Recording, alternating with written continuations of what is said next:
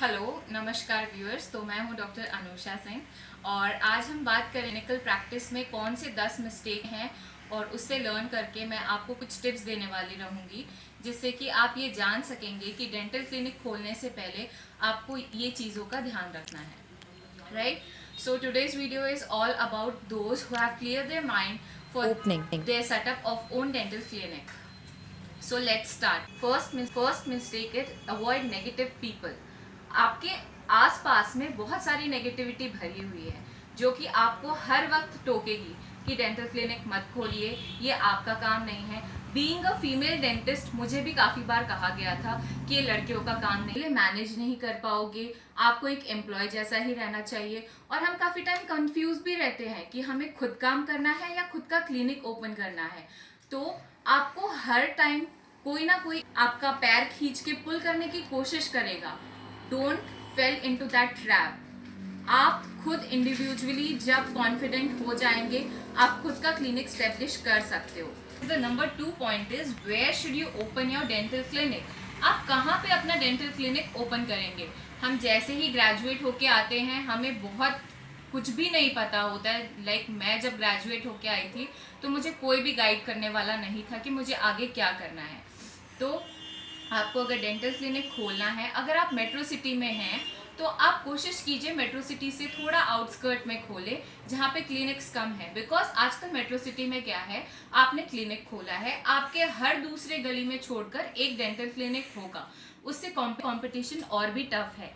तो it's better कि metro city के अलावा आप बाकी सेमी अर्बन एरियाज में जाएं।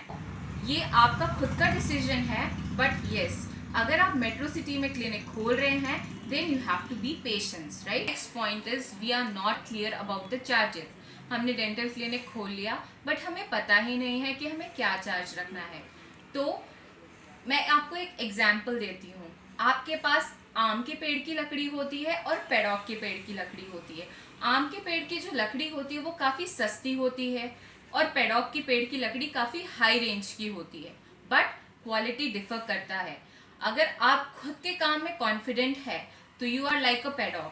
आपको पता है आप पेशेंट अच्छे से कर रहे हैं, क्वालिटी भी आप मेंटेन कर रहे हैं, उसी हिसाब से आप ग्लव्स यूज कर रहे हैं, हेड कैप्स यूज कर रहे हैं, पेशेंट को उसी हिसाब से देख रहे हैं, स्टेरिलाइजेशन कर रहे हैं, काफी सारी चीजें यूज कर रहे हैं। हमारे साथ में बहुत सारे क्वैक डेंटिस्ट भी होते हैं, राइट? उन्होंने अपना चार्जेस नीचे बहुत कम रेट्स में रखा होता है और हम कंफ्यूज हो जाते हैं, भाई हमें क्या रखना है चार्जेस। तो इस चीज में क्लियर रहिए। आपने अपनी पढ़ाई की है, आपने स्टडीज में इतना टाइम दिया है, आप हर चीज में क्लियर है, आप क्वालिटी रख रहे हैं, आपकी क्वांटिटी हर चीज में जो आप यूज कर रहे हैं that is appropriate for your patients. So be clear on your charges. So the next point is not having enough clinical skills. तो फ्रेंड्स, हम जैसे ही ग्रेजुएशन से आते हैं, 1-2 महीने घर पे अगर बैठे होते हैं, फिर हम सोचते हैं यार अब क्या करें, चलो क्लिनिक ही खोल लेते हैं। बहुत लोग इस चीज़ में सक्सेसफुल भी होते हैं, बट बहुत को इस चीज़ का ड्रॉबैक भी होता है। आप जैसे ही आए आप कहीं पे प्रैक्टिस करो, भले ही 1-2 आपको कोई ज़्यादा पैसे ना दे रहा हो। मैंने जब इनिशियल स्टार्ट किया था तो मुझे 5000 मिलता था, you are correct, 5000, but I never let it go. मुझे हर जगह, मैंने 3 जगह प्रैक्टिस की है और मुझे तीनों जगह अलग अलग एक्सपीरियंस मिला है एंड एवरी एक्सपीरियंस काउंट। चाहे आप 1 महीने काम करो, चाहे आप 10 महीने काम करो, चाहे आप 1 साल के लिए काम करो, each and every experience give you a lesson like how to behave with your patients, a lesson of how to create good relationship with a dentist or your seniors. Everything give you a lesson. So yes friends, salary तो कम होती है, but that time you are not an employee, you are a trainee. You are training yourself for a better future, right? Friends, it's hard to make your reputation, but it's very easy to spoil. आप अपने clinic में काम कर रहे हो, आपको काम नहीं आ रहा है, आप बार बार किसी को फ़ोन लगा के पूछ रहे हो यार अब ऐसे कैसे करें, वैसे कैसे करें, तो इससे आपकी क्लिनिकल प्रैक्टिस में, आपके कॉन्फिडेंस में बहुत फ़र्क पड़ता है। हालांकि you are learning things, but when you are not confident then just delay your process of opening your clinic. First be confident, then go ahead and open your own dental clinic. So the next and fifth point is invest properly. क्या होता है ना, हम नया नया dental clinic खोलते हैं और हम हर किसी के बारे में सोचते हैं, फैमिलीज के, फ्रेंड्स के बारे में, और हर जगह पैसे इन्वेस्ट कर देते हैं, पूरा इंटीरियर में पैसे इन्वेस्ट कर देते हैं। और बाद में क्या होता है हमारे साथ कि हमने इतना पैसा इन्वेस्ट कर दिया होता है अपने इंटीरियर डिज़ाइनिंग में कि बाद में हमें पैसे कम पड़ जाते हैं अपने क्लिनिक्स के सामान को खरीदने के लिए। So for us make a proper budget. आप पहले अपने डेंटल क्लिनिक्स के जो इंस्ट्रूमेंट्स हैं, चेयर्स हैं, इन सब के लिए अपना इन्वेस्टमेंट निकाल ले, बाकी जो पैसा बचेगा उसका इंटीरियर कराए।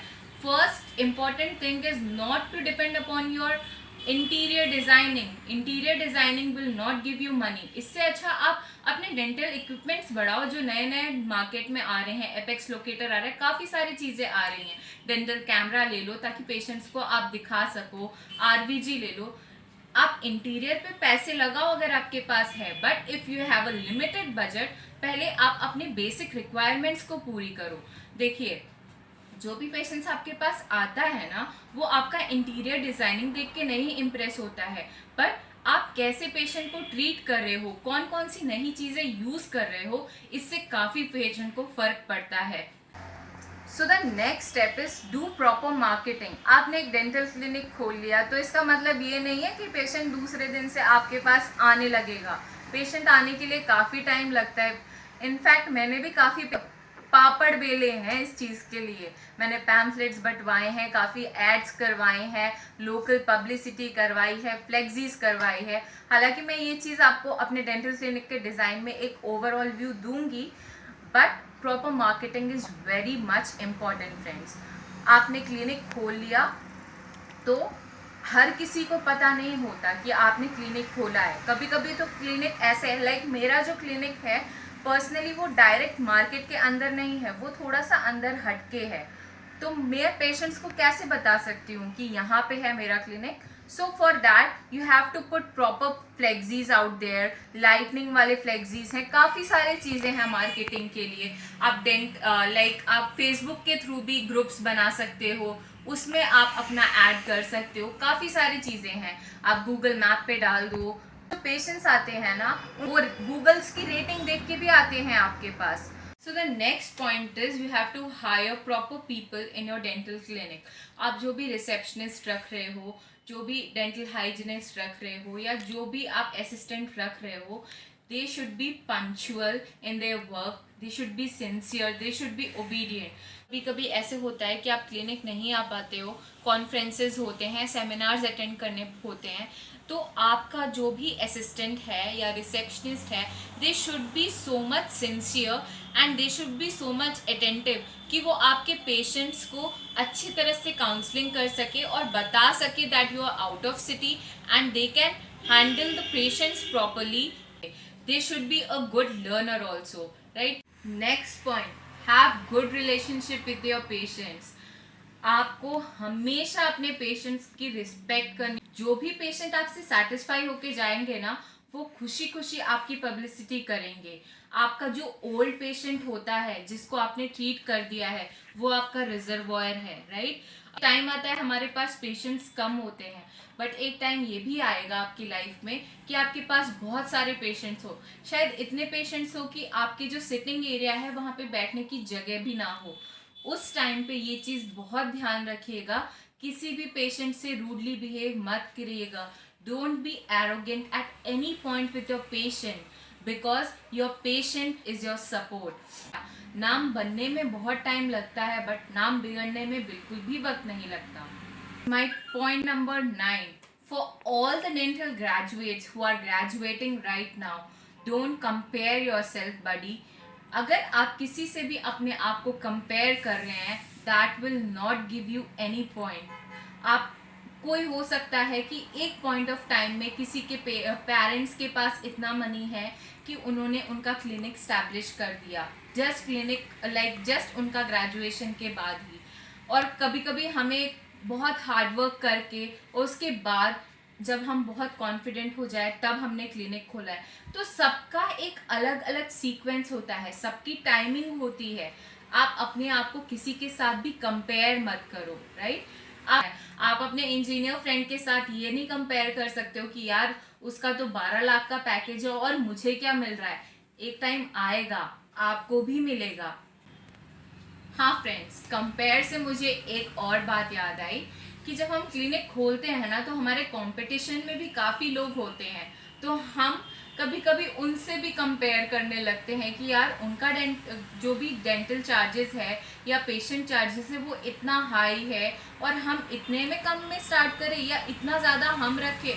तो मैंने जैसे पहले बताया, जैसे आप क्वालिटी दे रहे हो पेशेंट को, जैसे आपकी क्वांटिटी यूज़ कर रहे हो पेशेंट के ऊपर हर सामान की, वैसे आप अपने चार्जेस रखो। अपने कॉम्पिटिटर को, हाँ कॉम्पिटिटर को जान लो, कॉम्पिटिटर की प्राइजेस जान लो आप, but you have to give a quality treatment with a quality price. Last but not the least, have patience. एक टाइम ऐसा भी आता है कि क्लिनिक में कोई पेशेंट नहीं होता, हम काफ़ी डिप्रेस हो जाते हैं। इनफैक्ट मैं भी काफ़ी डिप्रेस रहती थी। मैं फ़ोन करती रहती थी अपने मम्मी को, अपने पापा को, अपने फ्रेंड्स को जिन्होंने डेंटल क्लिनिक खोला हुआ है, और हर कोई यही सजेस्ट करता था कि आप वेट करो, आप पेशेंस रखो, पेशेंस आपके पास आएंगे।